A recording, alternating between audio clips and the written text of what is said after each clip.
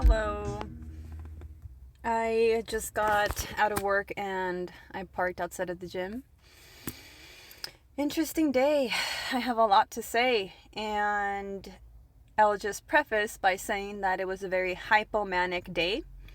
So my favorite mommy blogger, Susie, suggested that whenever I feel like hypomanic or bipolar, that I try to exert the energy at the gym.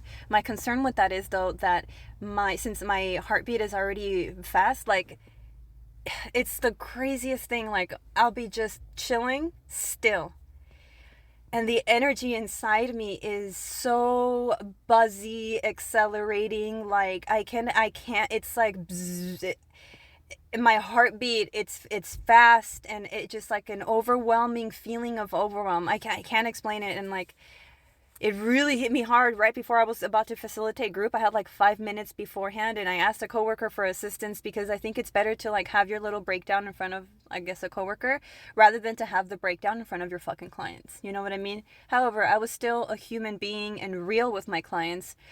It will never matter how many letters after my name I have. This is always what you will get. Me. R-E-A-L. Real. Authentic. Me. I can't be fake. I can't fake it, you know? So I have a lot to say, but I'm going to work out right now, do some meditation in my thoughts with the workouts and stuff. Let's see what comes up. And hopefully I did a little bullet point. I have a lot to share. So yeah, let's see.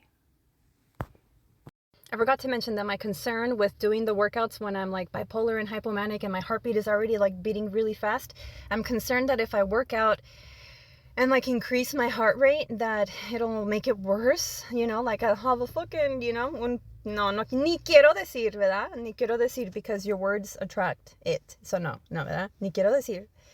Padre, Hijo, Espíritu Santo, no va a pasar.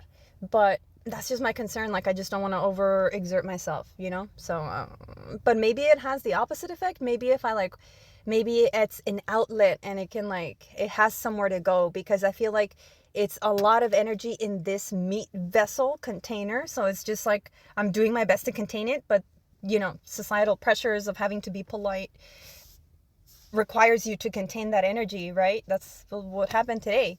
So let's see what happens right now. I feel a little bit more calm now, though. I feel like the group facilitation was almost therapeutic for me, too.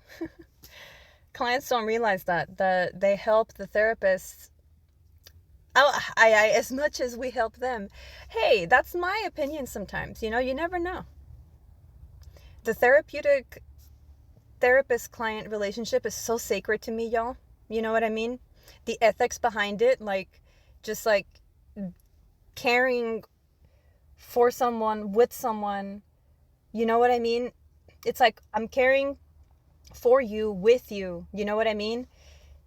It's very sacred, and I don't understand how people violate those ethical boundaries or anything like power play. It's like, dude, I know, fuck it. Hey, that's another story.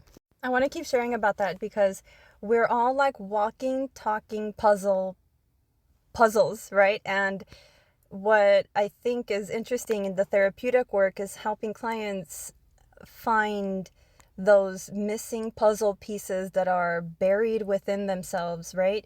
Whether it's by asking the right question or suggesting looking at it through this perspective, or just like really following their lead and trying to see if there's any into, you know, the probable root cause, or just like, it's like we're detectives together with their personal history, and, you know, with a compassionate ear, an empathic heart, and you know what I mean? It's just like so sacred, and I don't understand how people can take advantage of that. But like I said, that's another story. But yeah, man, I take this work serious, you know what I mean? It's like, we're all humans out here. Life is kind of tough sometimes, and we all need sometimes a little bit of hand-holding, you know what I mean? So, dude, you know? Yeah. And I'm not perfect. It was funny. One of my clients was like, well, maybe you should do this, and that next time to not have that happen again. And I'm like, excuse me, sir, are you force feeding my own medicine back to me? I'm like, excuse me, sir, are you asking me to practice what I preach? And it was just like a funny human moment. You know what I mean? It was like, look, guys, this is what it is. You know what I mean? It's like I'm using myself as an example. You know, I am channeling wisdom through my lived experience. It's like, this is what happened to me. This is how I responded. Don't do that. Or, you know, this is me in the aftermath of that, like hindsight 2020, you know? So it's so interesting. I'm excited to keep sharing. Yeah. And may it land on the right ears and the right heart, because I'm not for everybody, you know? Maybe there's a different approach that you can resonate with, you know? Go find it. You know, there's a lot of therapists out there. There's a lot of counselors out there, healers. Find your own, you know? Yeah, there's nothing that's going to be one size fits all, and that's okay. I want to help you find out what that is. And if that's not me, that's great too, because it's good to know what doesn't work for you, right? So then let's find out where to refer you, or like, well, let's hook you up with like the support that you actually need, you know, if it's not me. So yeah. Hello, aliens, Balians, kings, queens, and all you in betweens. I have not said that in a while, and I miss it. I tried to put like some kind of lipstick on. I'm like, este relato necesita labial. Pero it didn't work out, so I'm like, I took it off and I just put chapstick on. Went to the gym, got a little workout in, let out some energy. It was a hypomanic day, and we got a lesson in how to Buddha the fuck up again this week. Yes, ahí les va este relato. I wrote notes, y'all. So, establishing boundaries and being proud of myself for finally being able to do that. However, you guys need some context. Today I was very like manic and bipolar. When that happens, the best way to describe it is thoughts at lightning speed, and everything in my brain is organized very finely, you know, like my time is very precise, you know. So whenever I feel that like and that's what I was feeling today, I clocked out for lunch. And I just wanted to get a break. And I'm breathing like this deeply right now because I still feel the hypomania. My heartbeat is beating really, really fast. Thank goodness that I was able to ask for support before facilitating group today to kind of like do something with that energy. And that's why I went to the gym right now, but I digress. This is what happened. So there's that context, the bipolar 2 context, right? So let's talk about establishing boundaries, but in a Buddha-like way. We need to Buddha the fuck up whenever we're establishing our boundaries, because sometimes we might have an issue with social etiquette. Let's talk about social etiquette and the contrast sometimes that exists between establishing boundaries. So this is what happened. Manic Layla is clocking out for lunch. She takes her break. She wants to leave her office, to leave her space and go to the lunchroom. I go to the lunchroom on my lunch break. I am off of work, trying to give myself a break from the lightning speed, bipolar, I just needed a break. So I go into the kitchen and I see somebody blowing their nose, and I'm like, oh, are you sick? And they're like, yeah, I've been sick. And I'm like, oh, all right, you know.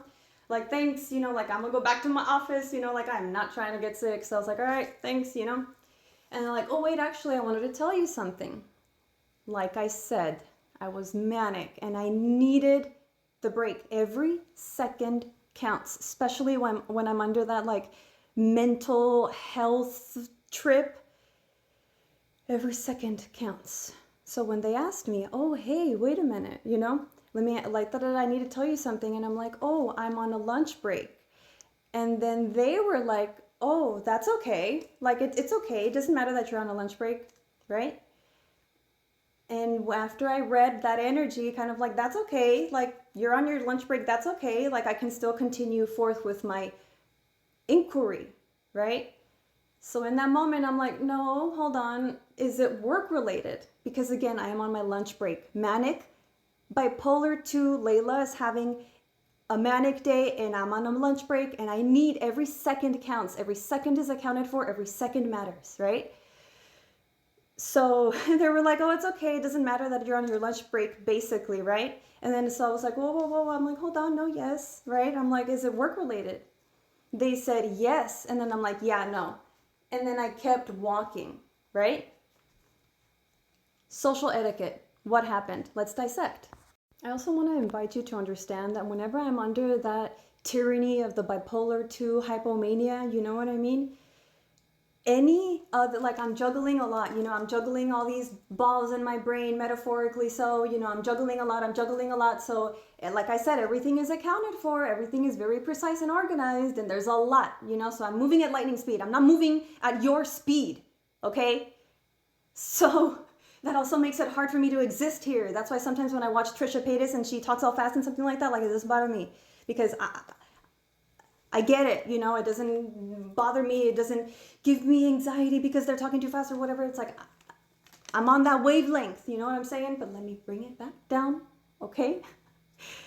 When I'm under the tyranny of bipolar 2 mania, I'm juggling a lot in my brain, and I cannot afford to have another ball into the mix. You know what I mean? That is what it felt like in that moment. And social etiquette, it happens so fast. This is when we have to learn how to Buddha the fuck up and learn how to identify the space between choosing to respond rather than react how I react. So let's dissect what happened. I reacted, right? I was asked if I wasn't overtaken by those strong mental processes, bipolar 2, hypomania, I could have responded differently, right?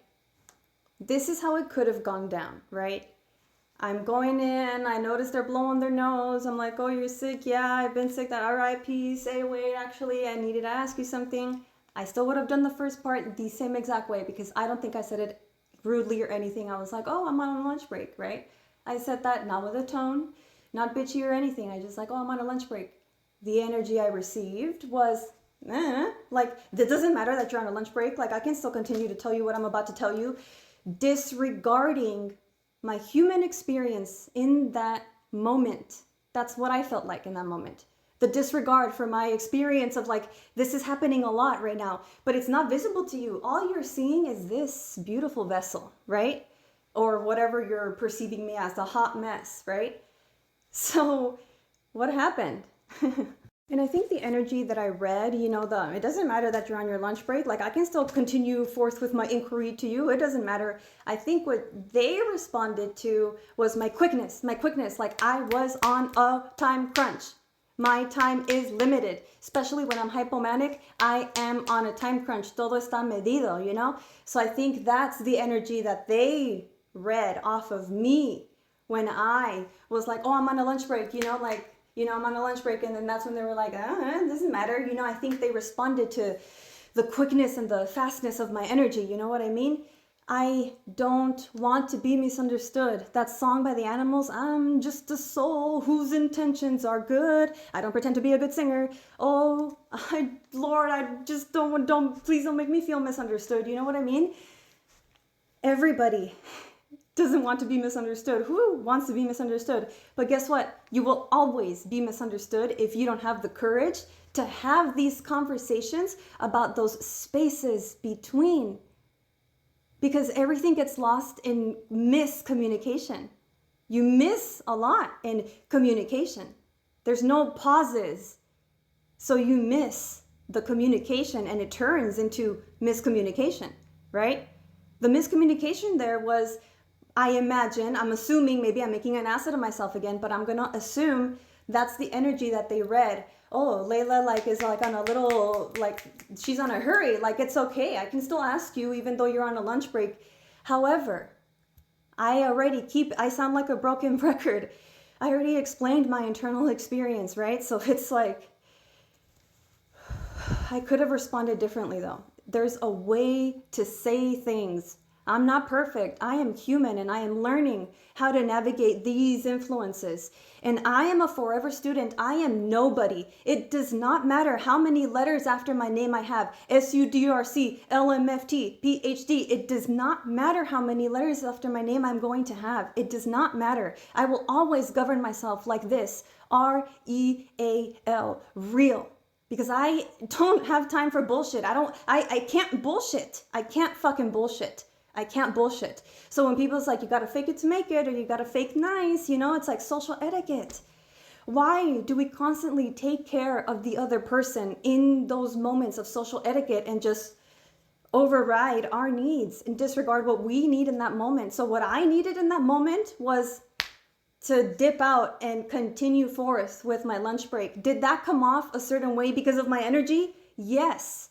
And I asked for some grace and compassion. When I got hired, I was extremely upfront with HR. I'm like, look, man, bipolar 2, sometimes I'm going to be walking up in here. I'm going to have a face, you know, resting bitch face, but it's not resting bitch face. It's not. I'm just probably going through really hard, I just spit, fucking depression. You know what I mean? So sometimes it's going to look like I'm just with a fucking resting bitch face, but I'm not, right? And then other times it's going to look like that. Very fast and hurried energy, right?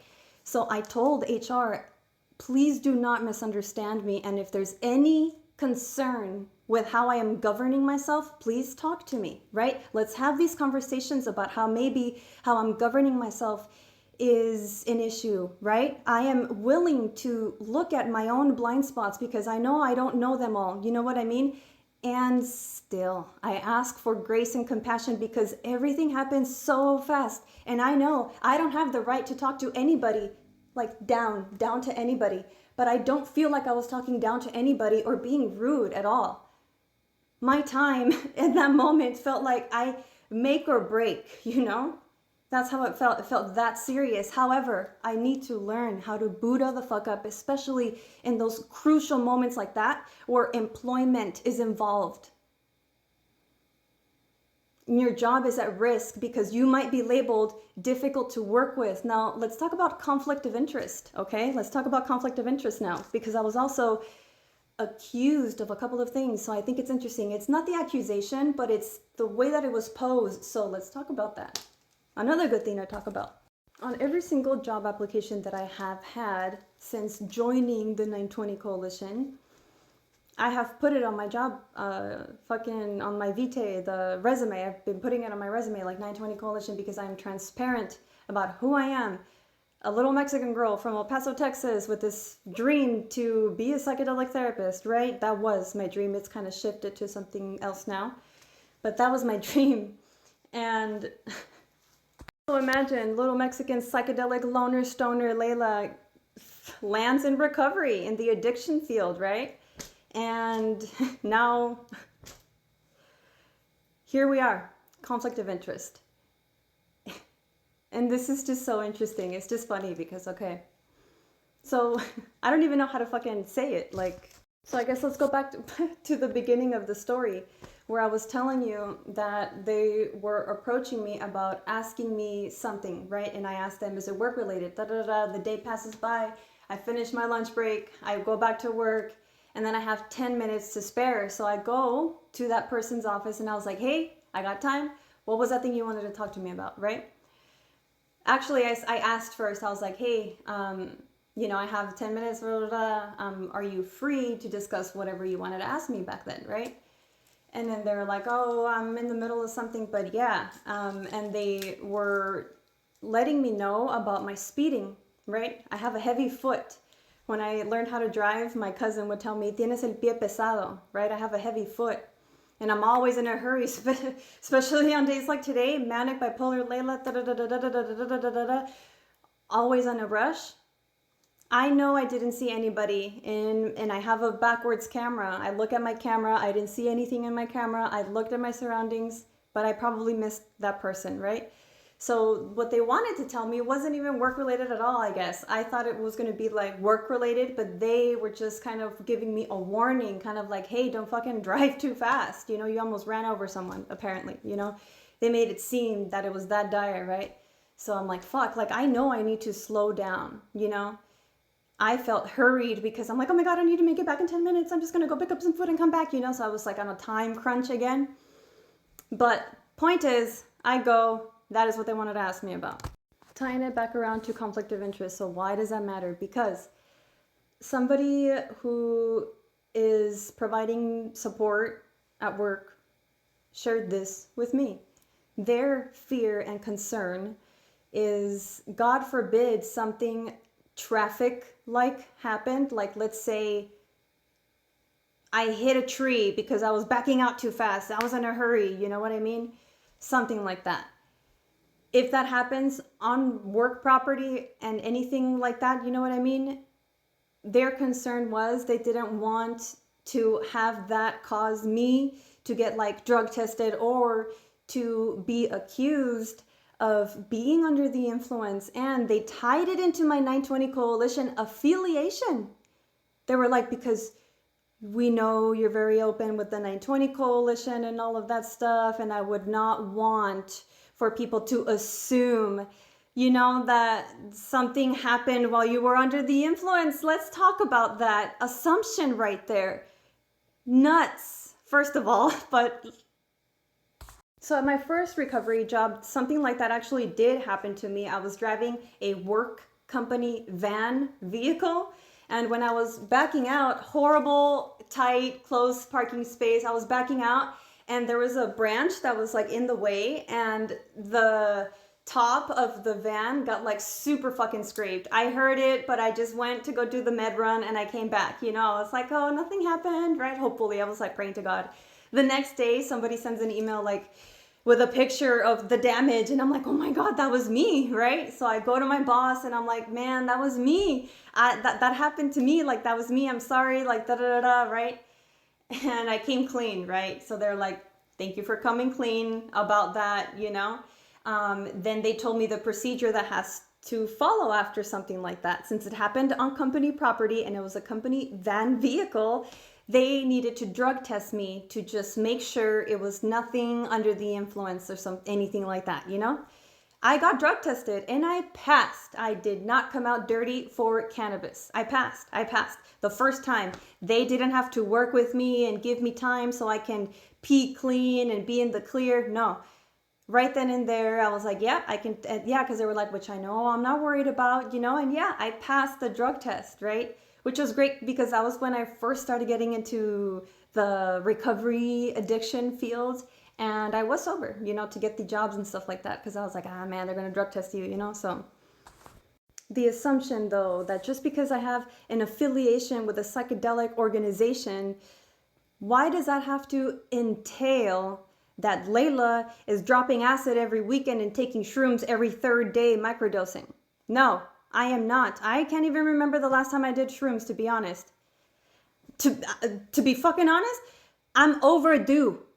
I am overdue for some medicine work. I am overdue. And I know in the addiction recovery space, that is interesting to talk about, right? California sober.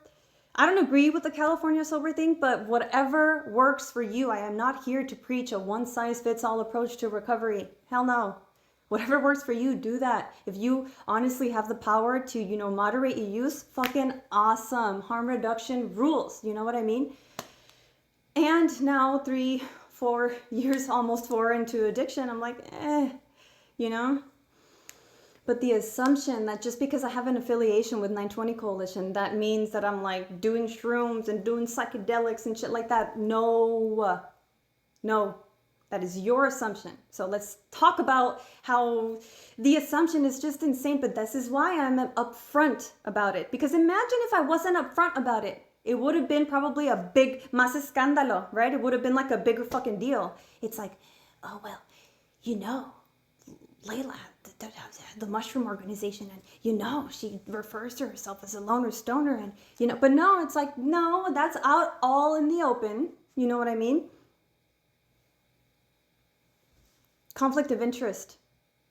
I will never tell a client that it's okay to use and that they can moderate if they can really put their effort on it. No. Addiction is real, real. And even cannabis sometimes has you by the fucking ovaries and balls. I feel disconnected from what I'm saying, so I'm going to refresh my memory to see where I want to take this. But just the misunderstanding of it all gets to me. Like, just because of my affiliation with 920 Coalition, you're going to assume that I'm on mushrooms? No. This is actually an issue that I have with people in the field claiming to be in recovery, but fucking blitzing their brains out, you know, with psychedelics. You know, not doing any integration work. I don't know. Let me gather my thoughts. I remember sharing about my experience applying to a bipolar study looking into the efficacy. Oh my God, how long has that been like that? That sucks, dude. Remember I told you guys that I tried to put some lip and it did not work out? And I had it like on my teeth. That's horrible. Oh my God.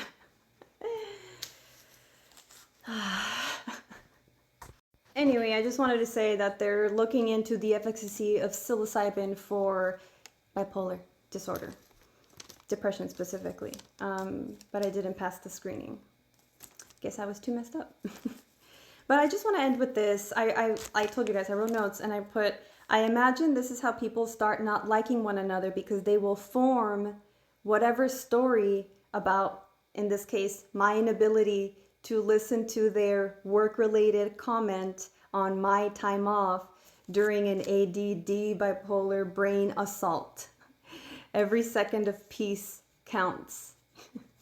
You know? And that's a bummer, man. That's a bummer because it happened so fast. That social interaction happened so fast. And I walked away because, like I said, every second was measured, right? Now, if the roles were switched, I would not have taken my response personally, right? But hey, we're human. Of course you're going to take it personally if someone is like, hey, bye, you know, like, I don't got time for that. Like, see ya. You know, like like I said, there's a way to communicate things. So I could have said it better. Ahí está ese relato. Ahí está ese relato. What else? Reminds me of thinking I am... Oh, yeah, well, we can end with that. Look, you guys, I am a forever student. I remember going to a sweat lodge one time, okay? In a very manic, hypomanic state, like very hypomanic, right? I go to the sweat lodge and with my little tobacco offering for Hai Chief Watsinu, and I was just like basically begging and pleading to please don't misunderstand me. Like, please, I don't want to be misunderstood when I'm in this manic state. I am a forever student. I am nobody, you know? Why do I say I am nobody? Because I am misunderstood. Whenever I give that energy, when I'm like in a hurried, fast pace and I don't have time to babysit and caretake for your human experience, what do I mean by that? In that moment, I didn't have the groundedness or the Buddha in me to slow my process down and say in a better, slower way, like, I really need my lunch break right now. Can we like circle back around after? You know, right? Like I did later on when I actually had the time to address whatever concern wanted to be addressed, right? I could have said it like that. And the interaction could have gone differently, but I didn't. So, but I remember that was such a powerful experience for me because I went as manic as can be, and I have videos from it. And I just dropped to my knees and I was like, you know, and it was just, maybe I'll share more about that later, but so at the core of this, like after doing all the mental processing of that experience and like, you know, learning my blind spots and really seeing where I can do better next time, right? After doing all of that, I am left with not wanting to be misunderstood, right? My last little thing I put is reminds me of thinking I am hard to love. And yes, that might be a vulnerable point to share, but I put I don't want to be misunderstood, right? I remember also in the workspace, I think I recognized somebody having like a similar brain experience, right? Where everything was measured and any interruption would on the whole thing, right? It was interesting to notice that on another human because I remember like I had like the stupidest, dumbest, irrelevant question and the answer was staring at me right in front of my face. It was labeled like, this is where the little things go, our votes go, right? So this person, I approached her, they were talking to someone else, but I thought it was like a quick thing that you could just be like, yeah, it's over there, right? So I like asked them, I interrupt, and I asked like, hey, where do you put the votes, right? And then they had like a Layla moment. They were like, fuck, Layla just interrupted me. Like I was talking to this person and, you know, and then I remember them saying like, oh, everything is happening so fast. And I'm looking around like, nothing is happening. Everything is calm. Everything is chill. And my only response that I could conjure up in that moment was like, Yeah, like I'm like fuck, like I did that thing, you know, to like someone that's having I'm just like fuck, because I hated myself in that moment. I'm like, ah, damn it, I interrupted their train, you know. It's like, damn it, because I know how that feels to be interrupted and to lose it. It's like, damn it, you know. So I'm sorry, mystery person, but at the core, I don't want to be misunderstood. That's all. Okay, has landed.